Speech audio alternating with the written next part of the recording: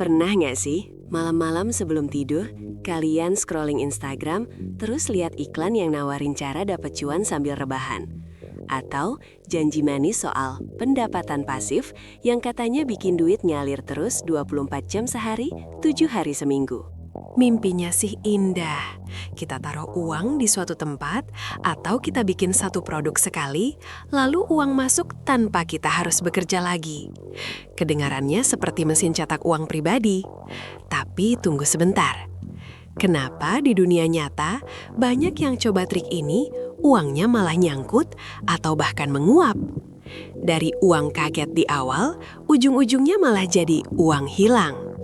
Di channel Mau Cuan Dong, kita akan melakukan deep dive, bedah mendalam, soal 3 biaya tersembunyi yang gak pernah dibahas oleh para gurus finansial di luar sana.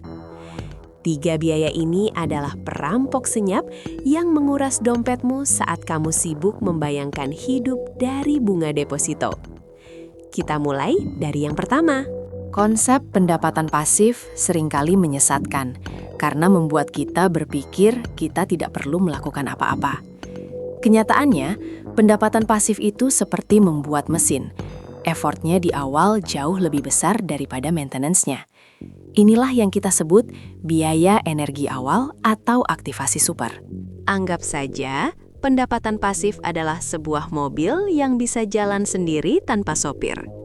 Sebelum mobil itu bisa jalan, kamu harus mendesainnya, merakitnya, menguji coba selama ratusan jam, dan memastikan tidak ada cacat. Itu butuh waktu, tenaga, dan uang yang luar biasa besar di awal. Misalnya, kamu memutuskan membuat online course atau e-book yang kamu jual seumur hidup. Untuk membuat satu modul video berkualitas yang hanya berdurasi 1 jam, kamu butuh penelitian materi 20 jam, penulisan skrip 15 jam, perekaman video 5 jam, editing dan produksi 30 jam. Total 70 jam kerja hanya untuk 1 jam materi. Jika kamu membuat 10 modul, artinya kamu sudah menginvestasikan 700 jam hidupmu. Jika kamu menghargai waktu kerjamu, misalnya 50.000 per jam, maka biaya tersembunyi untuk membuat aset pasif itu sudah mencapai 35 juta. Ini belum termasuk biaya alat, software, dan biaya marketing.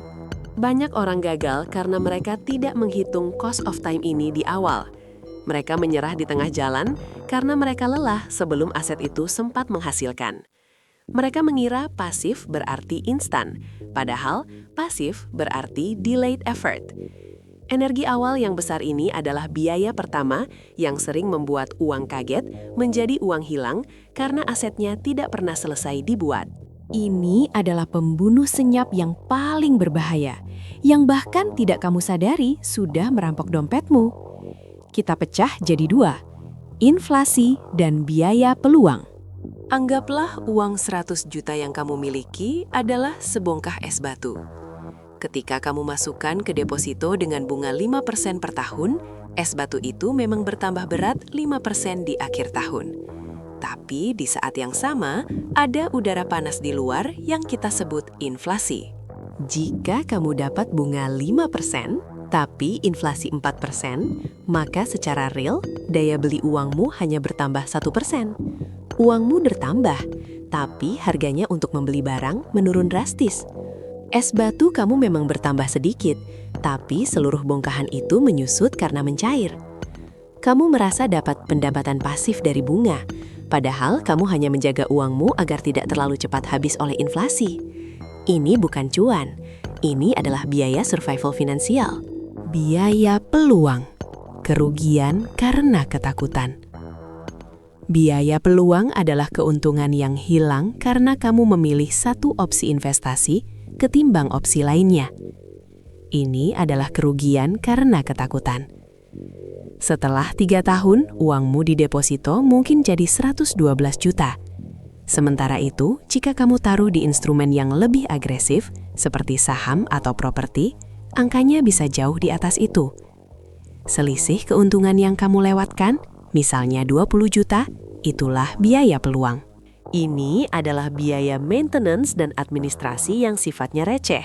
Tapi kalau dikumpulkan, bisa mengikis seluruh keuntunganmu. Mereka ini adalah lintah-lintah kecil yang menghisap darah cuanmu pelan-pelan. Anggap kamu melakukan 10 transaksi jual-beli dalam setahun. Total biaya transaksimu sudah 5% sampai 10% dari pokok investasimu. Padahal, return bersihmu mungkin hanya 12%. Ternyata, 80% dari return itu hilang hanya untuk bayar biaya administrasi. Pajak bunga deposito. Bunga deposito dikenakan PPh final 20%. Pajak dividen saham, laba yang kamu terima dari perusahaan, juga dipotong PPh final 10%. Intinya begini, pendapatan pasif itu bukan berarti kamu tidur.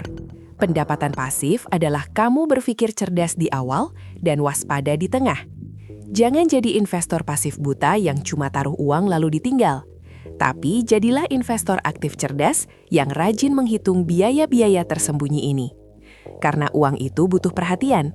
Jika kamu mengabaikannya, ia akan mencari jalan keluar dari dompetmu.